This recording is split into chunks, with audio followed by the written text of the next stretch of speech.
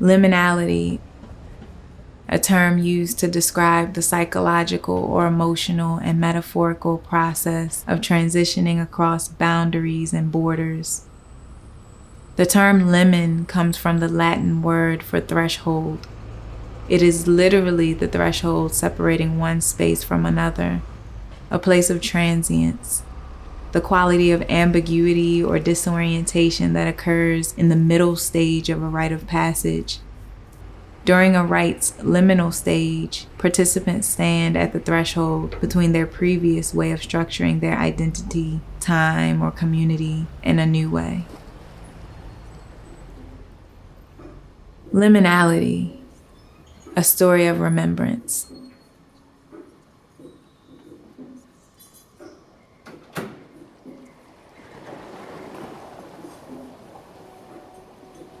Much of my work explores a multisensory approach, and I feel that this space really explored that even deeper than I ever have before. I always wanted to know more about my lineage, more about my family history, and there's so many fragments. And I knew that there were women in my lineage who practiced these things that I was drawn to, midwifery, herbalism. And so I was always deeply, connected to that and wanting to find a way to learn about these women, a way to connect with them, to connect with their spirits. And I think from that is where I ended up having this dream. And I dreamt of this space. And through that experience of this space, I was able to meet with these women in that space. We were able to commune and sit together, and they could teach me things. And it's kind of what I envisioned it would be like if they were still alive on the physical plane. And so I continuously sat with that vision and really piece by piece thought through all of it. What would the walls be like? What were the furnishings in that dream? What would these women have in their space?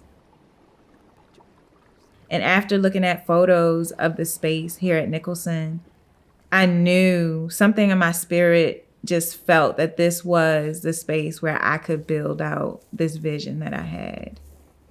The space here, it feels like a home. It is a home, At one point it was a home. And I think that was really important for this work. I wanted it to naturally feel like walking into the living space of a family matriarch. And so I felt like that was really possible here because of like the large archways, the architecture. It feels like, some of the old homes in both DC and Baltimore.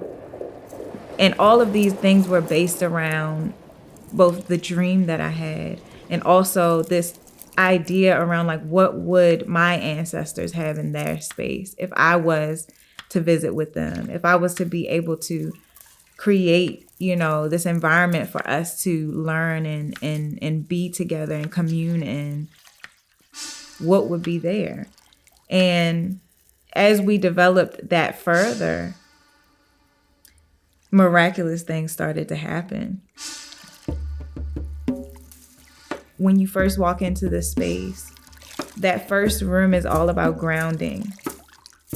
I knew I wanted the first room to be this brownish black color. When I was thinking about that, I was thinking about skin, I was thinking about soil. And it wasn't until later and how I felt in the space that I realized like this is part of what makes me feel grounded when I walk into that first space. I knew that I wanted these really ornate gold frames in the space, and I decided to put this photograph of my grandmother in that frame. And it was really a powerful moment. I've had kids come into this space and say, oh, that's Nana. Like they think it's their grandmother. And I think that's so special because she just represents so many Black women. And I just love that her image is the first image that you see when you come in here because she is the carer of our family. She is our lifeblood. And then as you move into the space even more, you see these vintage perfume bottles. And this is a sensory moment to spritz yourself and to be bathed in scent. And scent is a really special part of this exhibition. The sweetgrass is like my granny. The holy basil is like my mother. The rose and geranium for my grandmother.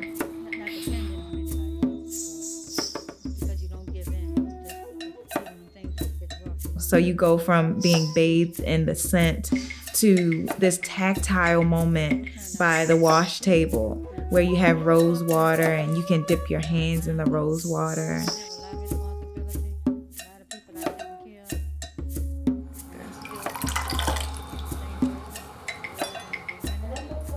And then there's elderberry syrup, a table of elderberry syrup right next to that, where the sense of taste is stimulated.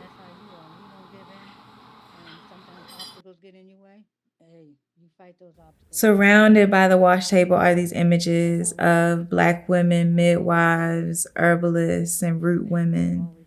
Some of them are my ancestors. And so that's a really special moment. And at the center of that is a mirror. It's this moment of reflection as you look at all of these photos of these Black women.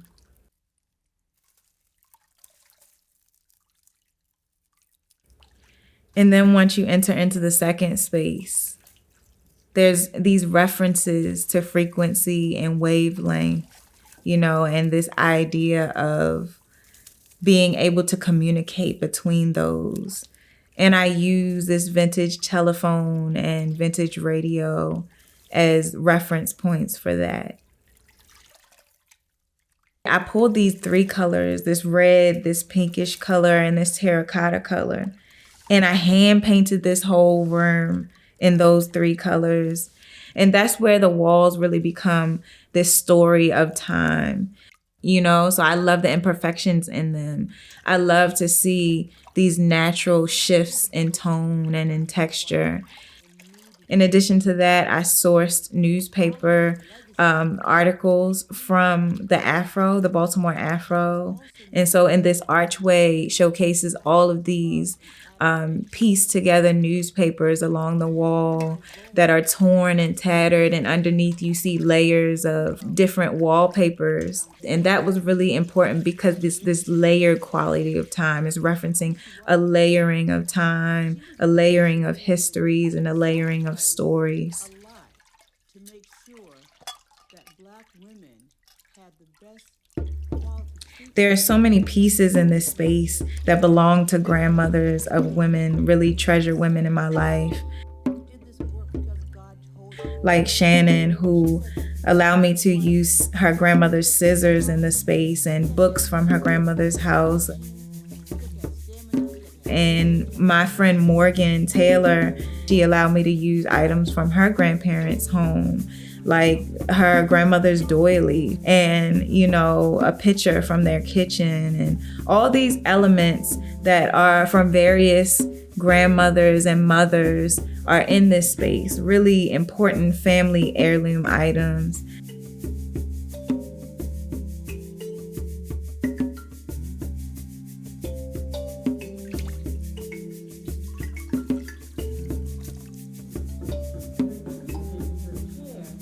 So just very, very special to have all these elements that actually belong to the grandmothers of, beloved women in my life. So the soundscape is really special. I knew that when I saw the space in my mind, I heard the space as well.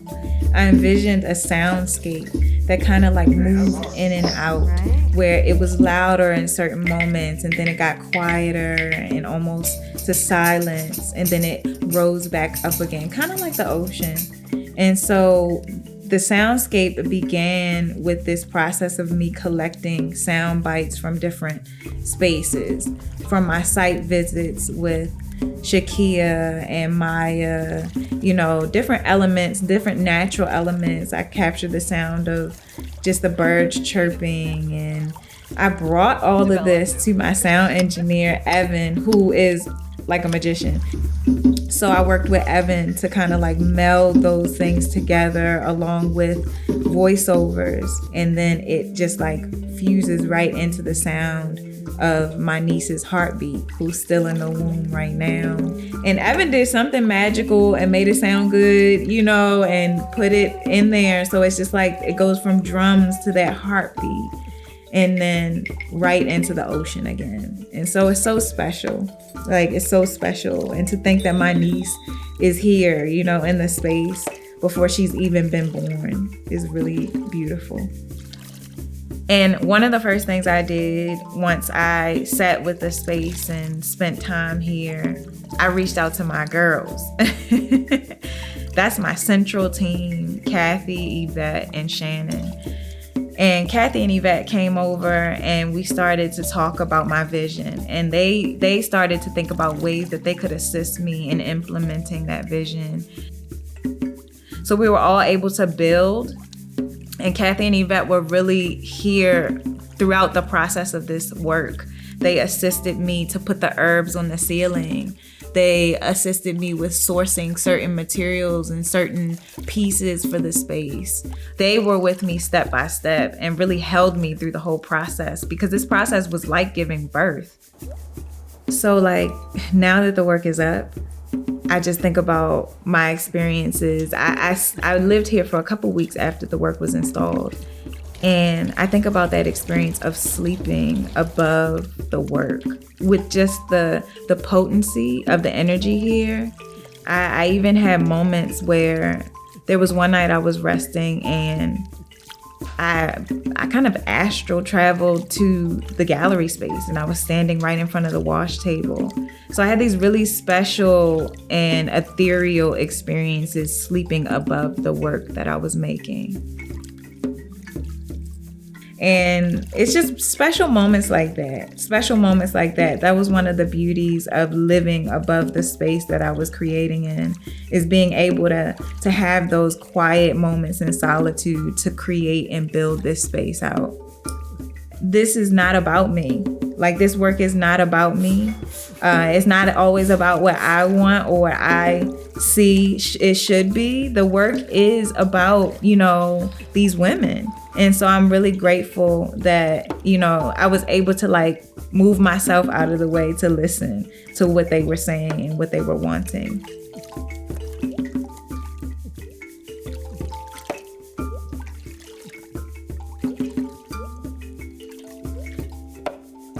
Liminality, a story of remembrance.